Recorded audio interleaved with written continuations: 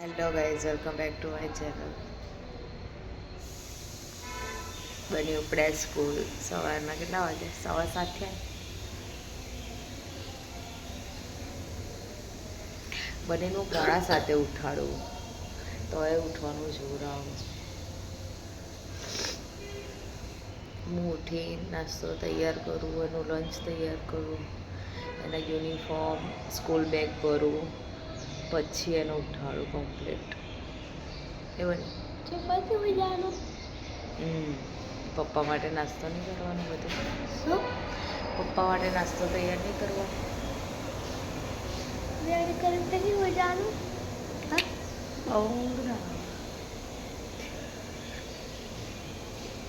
કંટાળો આવે ને મને સવાર ઉઠવાનો. હવે પણ થોડાક જ દિવસ આ વીકમાં 8 દિવસ જવાનું. ચોથો શનિ રવિ એટલે રજા. ચોથા શનિવારે શુક્રવાર સુધી જવાનું. સોમવારથી એક્ઝામમાં ટાઈમ કદાચ 9 વાગ્યાનો હોય છે, એટલે એ શાંતિ ઉઠવામાં. 24 થી 7 તારીખ સુધી એક્ઝામમાં, 8થી વેકેશન. 24 તારીખથી છે ને અમારી બસ બધી જશે. કેમ? મતલબ જો અમે 55માં જતા તો 68 પર 75માં એવું જતા રહીશું. એવું એમ? School bus change. સેકન્ડમાંથી તો શાંતિવાળી ટાઈમિંગ એનો 9 વાગ્યાનો હોય ને સ્કૂલનો, એટલે મજા આવશે. ઉઠવાનું મને શાંતિ. છોકરાઓને ઊંઘ પૂરી થાય ને તો એમને ગમે ખરું. આટલી વહેલી સ્કૂલના ટાઈમ તો નહીં ગમતા યાર. જેની ઊંઘ છે.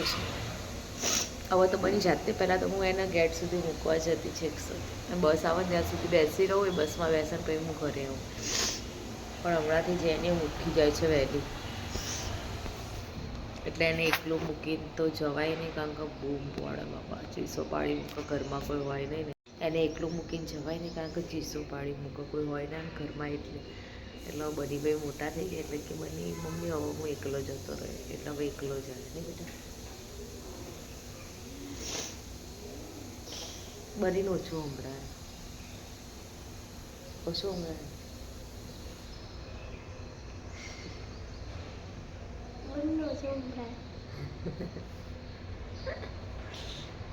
ઓકે ચલો, બનીને ટાઈમ થઈ ગયો સ્કૂલમાં જવાનો. બની જાય છે. બાય કે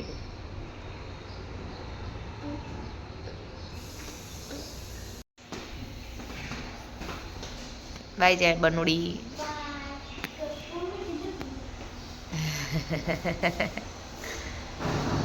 જાય બની ટેણીયું મારું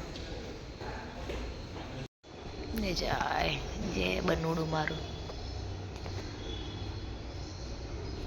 કેવું નાનું નાનું લાગે. એવું થાય ને કે જઈને પાછું લઈ આવું. ઊંઘાડ દો બિચારાને. બહુ મોટો થઈ ગયો આ છોકરો.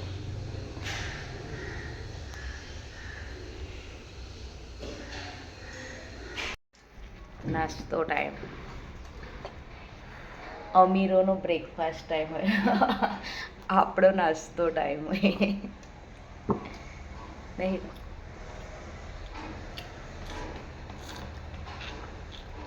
શું નાસ્તો કરવા જોઈએ? હિરેન આવું સવારમાં મતલબ ખીચડી વઘારેલી હોય, ભાત વઘારેલા હોય, ભાવ પરોઠા, દૂધ. હિરેન પરોઠો તો બહુ ઓછો ખાય, કારણ કે ડાયટિંગ ચાલે હિરેન. મારી ચેનલ મોનિટાઈઝ ને હિરેનનું વેટ બે હંગાત થશે એવું તો હે. એટલું બધું એ વધારે નહીં. એમની હાઈટ પ્રમાણે એમની બોડી કમ્પ્લીટ, પણ એમના ટીચરમાં ઘસારો થાય પછી વધારે બોડી બને. એટલે અત્યારે મેચ રમવા જાય ને અમુક વાર તો મોજા પહેરીને જવું પડે. એ તો એમને મેં પહેરવા જ પડે. એ આખો દિવસ ના પહેરી રખાય, પછી તમને હેબિટ પડી જાય. આખો દાડો જો પહેરું, રમીને આવું એટલે કાઢી નહીં દેતો. હા એ જ ને.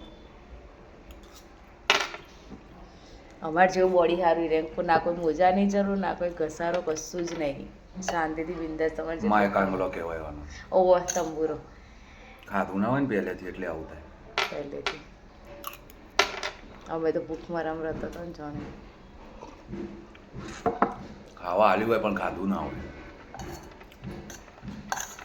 અમારા ઘરમાં મારું ના મારા મમ્મીનું શરીર જ એવું હતું કે જે વધ જ થાય ઉત્તરના. બાકી મારું, મારા ભાઈનું, મારા પપ્પાનું, અમારે ત્રણનું સેમ. જ્યારે વધારવું હોય ત્યારે વધારે, જ્યારે ઉતારવું હોય ત્યારે ઉતરી જાય. પણ અત્યારના ખાવાનું બધું જોઈએ ને તો એવું થાય કે નોર્મલ જ બોડી હાર, બહુ વજન ના સારું કેવું રહે. હમ. હવે બનીને બહુ બહારનું નહીં ખાવા દેતા અત્યારથી, પછી મોટા થઈ ખાતું જ જશે. નહીં પણ. હા, એને ટેવાય નહીં ખાવાની. અમારા ઘરમાં કુદેશ, અમારા ઘરમાં બિસ્કિટ ખાલી પાર્લે આવે, બાકી કોઈ બિસ્કિટ નહીં આવતા. પાસ્તા હમણાં લાવવાનું ચાલુ કરે જ્યારે એને લંચ બનાવવાનું ચાલુ કરે ને સ્કૂલમાં જતો થયો તારે. નહીં તો મેગી, પાસ્તા કશું જ નહીં. નહીં. અને બહાર જઈએ ને તો એને ખાવાની ઈચ્છા થાય ને તો વેફર ખાય ખાલી, સોરી, બાકી એ પડીકામાં કશું જ નહીં ખાતું. બહાર જમવા જઈએ તો ઢોસા. હા, એને એ જ હોય. આપણે કહીએ ને હોટલમાં જઈએ સબ્જી રોટી ના ઢોસા ખાવા જઈએ, એને સબ્જી રોટી એ ખાવા નહીં ગમતી બહાર હોટલની. એની ઈચ્છા થાય ને તો હું ઘરે એને પનીરનું બનાવી આપું, બાકી એને બહારનું તો સખ્ત થઈ છે.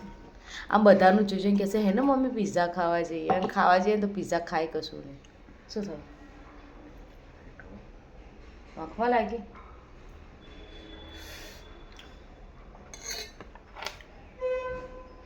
પરસ્યો થઈ ગયો ખાતા ખાતા. ગરમી ચાલુ થઈ જાગે જેને બિચારી રાખમાં તકલીફ થઈ, ખબર ને હવે બધા એમ કે હોળી આવે ને એટલે આ ખાવાનું આવું બધું થાય. હવે પપ્પાની બૂમો પડે. બતાવ તમે. જેનોડી જેનોડી આય રે જેનોડી, અહીં આવજો મારા જોડે. જેનું બેન ઉઠી ગયા, દૂધું બૂધું પી લીધું. એ કેમ દોડે છે મારાથી? જેના આંખમાં એને એવું લાગે છે કંઈક થયું છે. પણ બાર સવાર થાય એટલે દવાખાનામાં લઈ જાઉં. બિચારીને 6 દી થઈ ગઈ છે, હે ને? શું થયું છે? 6 દી થઈ છે. શું કરીશું? દવાખાને જઈશું. જેને દવા પીવાનો એટલો શોખ હતો, સહેજ ખાલી મમ્મી ઉધો છે, મને દવા પીલાવ છે, મમ્મી ઉધો છે, દવા પીલાવ છે. દોડી છે દવા લેવા કીધું ને એટલે મારાથી દવાઓ થોડી દૂર જ મૂકવી પડે. એ નહીં પીવાની, એ ઉધરસની દવા નથી.